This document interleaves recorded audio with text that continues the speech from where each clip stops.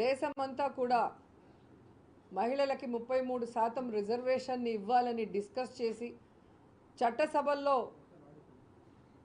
ఈరోజు అందరూ ఆమోదించిన సమయానికి మహిళలంతా కూడా సంతోషించాలా, లేకపోతే ఈ బండారు సత్యనారాయణమూర్తి లాంటి వాళ్ళ మాటలు చూసి రాజకీయాల్లోకి రావాలనుకుంటున్న వాళ్ళు, ముఖ్యంగా మహిళలు భయపడి ఆగిపోవాలా అర్థం కాని పరిస్థితి. ఎందుకంటే మన దేశంలో మహిళల్ని గౌరవించమని చిన్నప్పటి నుంచి తల్లిదండ్రులు నేర్పిస్తారు. కానీ ఈ బండారు సత్యనారాయణ మాటలు చూస్తే వారి తల్లిదండ్రులు కూడా తల వంచుకుంటారని నేను అనుకుంటున్నా. ఎందుకంటే ఈరోజు ఒక మహిళని చూడకుండా, ఒక మహిళా మంత్రిగా ఈరోజు మహిళల కోసం ఎన్నో పోరాటాలు చేసిన నన్ను ఎంత నీచంగా, ఎంత హేయంగా మాట్లాడారో అది విన్న ఎవరైనా కూడా బండారు సత్యనారాయణమూర్తిని చెప్పుతో కొట్టకుండా ఊరుకోరు.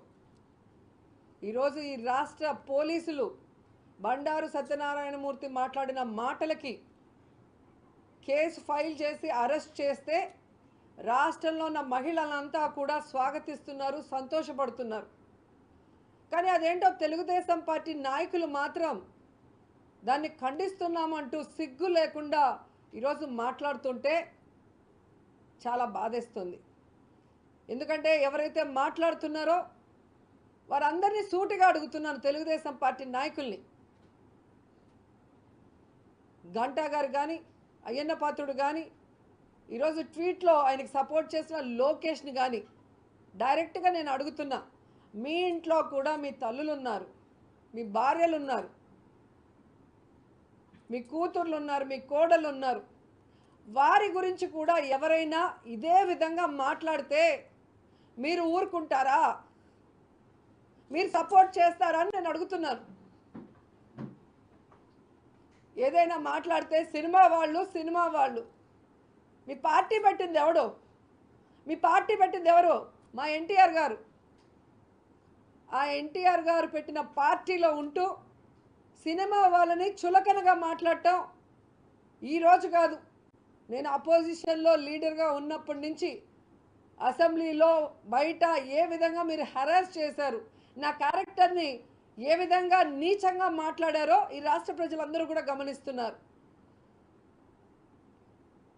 ఈరోజు ఓపిక్గా ఉంటుంటే రోజు రోజుకి శృతి మించిపోతోంది.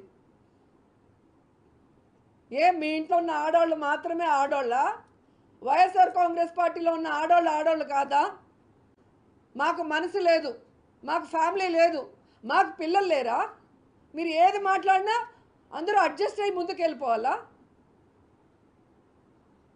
ఏం మాట్లాడుతున్నావు?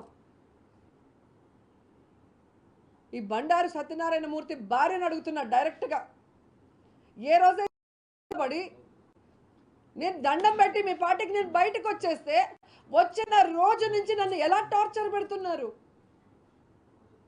ఐరన్ లెగ్ అని చెప్పి మొత్తము జగన్మోహన్ రెడ్డి గారి కుటుంబంతో సహా అందరు లీడర్లకి మెసేజ్లు ఫార్వర్డ్ మీరు చేసింది కాదా? అవేమీ పట్టించుకోకుండా జగన్మోహన్ రెడ్డి గారు, విజయమ్మ నన్ను కన్న కూతురులాగా, జగనన్న సొంత చెల్లెల్లాగా నన్ను ఆశీర్వదించి నన్ను రాజకీయాల్లో ముందుకు నడిపిస్తుంటే, ఏ విధంగా అపోజిషన్ ఎమ్మెల్యేగా నేను అడుగు పెడితే, ఎమ్మెల్యే అయ్యి లోపలికి అడుగుపెట్టిన రోజు నుంచి నువ్వు బ్లూ ఫిలిం చేసావు, నీ క్యారెక్టర్ ఇదే అని చెప్పి ఏ విధంగా ఎస్సీ మహిళలతో అసెంబ్లీ ఆవరణలోనే సీడీలు చూపించిన మీరు ఎందుకు పబ్లిక్గా ఇవ్వరు? ఎందుకు మీరు ప్రెస్కి ఇవ్వరు? నా మీద ప్రేమతో పట్టుకున్నారా?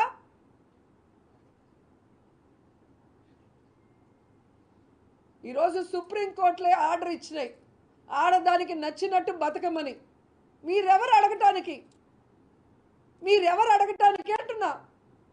ఈరోజు రాత్రి పగలు నా కుటుంబం కోసం కష్టపడుతూ, తప్పు చేయకుండా, ఎవరి ముందర చేయి చాచకుండా, ప్రజల కోసం, ప్రజలకి సర్వీస్ చేస్తూ, మహిళల హక్కుల కోసం పోరాడుతూ, మహిళా సాధికారత కోసం పోరాడుతూ దాదాపుగా 20 సంవత్సరాలుగా రాజకీయాల్లో మహిళలందరితో సభాష్ అనిపించుకుంటూ వాళ్ళ ఆశీర్వాదంతో 2 సార్లు మీరు ఓడించిన తెలుగుదేశం పార్టీ దాంట్లో నుంచి బయటకు వచ్చి ఈరోజు జగనన్న ఆశీస్సులతో 2 సార్లు ఎమ్మెల్యే అయ్యాను, ఇప్పుడు మంత్రి కూడా అయితే మీ కడుపు మంటతో నా జీవితాన్ని ఎలాగైనా సర్వనాశనం చేయాలని తెలుగుదేశం పార్టీ కంకణం కట్టుకుందనేది అందరూ గమనిస్తున్న విషయం.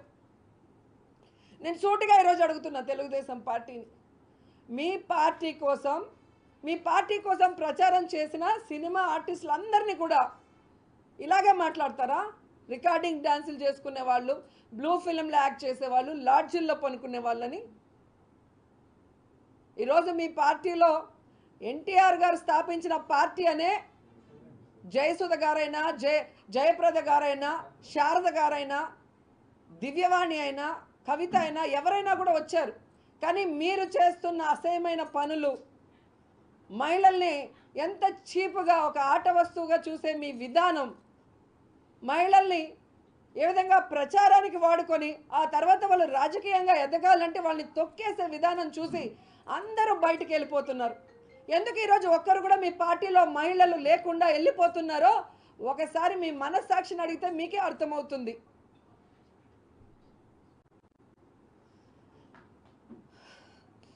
ఈరోజు ఏదో ఎన్టీఆర్ కుటుంబాన్ని అనేశారు కాబట్టి నాకు రక్తం ఉడికిపోయి ఈరోజు నేను రోజాని మాట్లాడాను.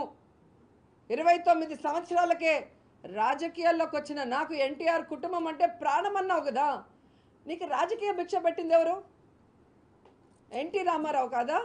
అదే ఎన్టీ రామారావు మీద చెప్పులేసిన చంద్రబాబు నాయుడుకి ఎందుకు సపోర్ట్ చేశావు? ఆయన పార్టీని లాక్కున్న చంద్రబాబు నాయుడుకి ఎందుకు సపోర్ట్ చేశావు? ఆయన్ని వెన్నుపోటు పొడిచిన చంద్రబాబు నాయుడుకి ఎందుకు సపోర్ట్ చేశావు? ఆయన చావుకు కారణమైన చంద్రబాబు నాయుడు కాళ్ళు ఎందుకు నొక్కుతున్నావు అని అడుగుతున్నా. ఆ రోజు చూపించాల్సింది నీ పౌరుషం. కానీ ఎన్టీఆర్కి అన్నం కూడా పెట్టని ఆయన కూతుర్లు, కొడుకులు, మనవరాళ్ళ గురించి ఈరోజు ఆయన కుటుంబంకి ఏదో జరిగిపోయిందని మమ్మల్ని మాట్లాడుతున్నావా? ఈరోజు మేం ఫైట్ చేస్తుంది కూడా ఎన్టీఆర్ గురించే. ఆ ఎన్టీఆర్కి అన్నం కూడా పెట్టనోళ్ళు, ఆ ఎన్టీఆర్ గారి మీద చెప్పులేసి ఆయన ప్రాణాలు తీసేదానికి కారణమైన చంద్రబాబు నాయుడు కోసం రోడ్ల మీదకి వచ్చి డ్రామాలు చేస్తుంటే ఆ ఎన్టీఆర్ గారికి అన్యాయం జరిగినప్పుడు ఎక్కడికి వెళ్ళారని అడిగాం. దాంట్లో ఏమైనా తప్పు ఉందా? ఏమైనా బూతుందా? తప్పు చేసినప్పుడు ఎవరు ప్రశ్నించరా? ప్రశ్నిస్తే మా క్యారెక్టర్ల మీద రాళ్ళు వేసేస్తారా? అసలు నువ్వెవడు నా క్యారెక్టర్ గురించి జడ్జి చేయడానికి? నీకేం రైట్స్ ఉంది? ఈరోజు లోకేష్ తెలుసుకోవాలి, ఇలాంటి అయ్యన్న పాత్రనో ఇలాంటి బండారు సత్యనారాయణ మూర్తినో నువ్వు ఎంకరేజ్ చేసి నన్ను తిట్టించి నా నోరు మూయించాలనుకున్నావు. కానీ ఈరోజు నీ పరిస్థితి ఏంటైంది? అదే అయ్యన్న పాత్రుడు నీ భార్యను ఏమన్నాడు ఒకసారి చూడు. బాలకృష్ణ కూతురు లోకేష్ పెళ్ళం అదెవరు, దాని పేరేంటి అన్నాడు. సో ఎప్పుడు కూడా ఒకరి మీద దుమ్మెత్తిపోయాలంటే అది నీ కళ్ళల్లో కూడా పడుతుంది. ఈరోజు అదే పరిస్థితి నీ పెళ్ళానికి వచ్చింది. బ్రాహ్మణి గారు కూడా ఇది తెలుసుకోవాలి. నేను హీరోయిన్గా ఉన్నప్పుడు ఇదే బ్రాహ్మణి చిన్న పాప, ఈ పాపకి జడలు వేయాలంటే మేమే వేయాలి, పక్కన కూర్చోబెట్టి ఆడించుకున్న వాళ్ళం. అందుకే ఆ రోజు చెప్పాను, ఇంతవరకు తను పాలిటిక్స్ మాట్లాడలేదు కానీ మేము మాట్లాడలేదు. ఈరోజు చంద్రబాబు నాయుడు లోకేష్ ఇచ్చిన స్క్రిప్ట్ తీసుకొని జగన్మోహన్ రెడ్డి గారిని సైకో అంటే మేము ఎలా ఒప్పుకుంటాం?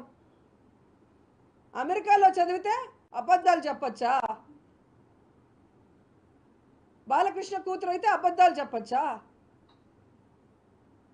అబద్ధాలు చెప్పేవాళ్ళు ఇది అబద్ధాలు, ఇది చెప్పకూడదంటే అది తప్పు, మా మీద దుమ్మెత్తి పోస్తాడంట.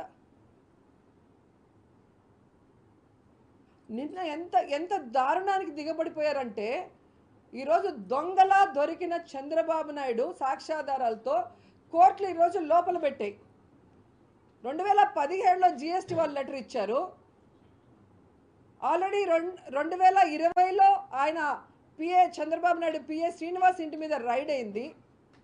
ఆ తర్వాత ఈడీ నోటీసులు ఇచ్చారు, 4గురిని అరెస్ట్ చేశారు, డిజైన్ టెక్ ఆస్తుల్ని అటాచ్ చేశారు. మొన్న ఈ మధ్య ఐటీ నోటీసులు ఇచ్చింది. ఇవన్నీ ఇచ్చింది కేంద్ర ప్రభుత్వ ఆధీనంలో ఉన్నవే కదా.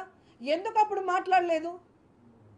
ఇప్పుడు తప్పు చేసిన మీరు దొరికిన తర్వాత అరెస్ట్ చేస్తే జగన్మోహన్ రెడ్డి గారు ఏదో పెద్ద నేరం చేశాడని చెప్పి ఆయన మీద ఎందుకు ఏడుస్తున్నారు? కోర్టుకు వెళ్ళండి, జడ్జి గారి ముందర మాట్లాడండి. అక్కడ నిరాహార దీక్ష చేయండి.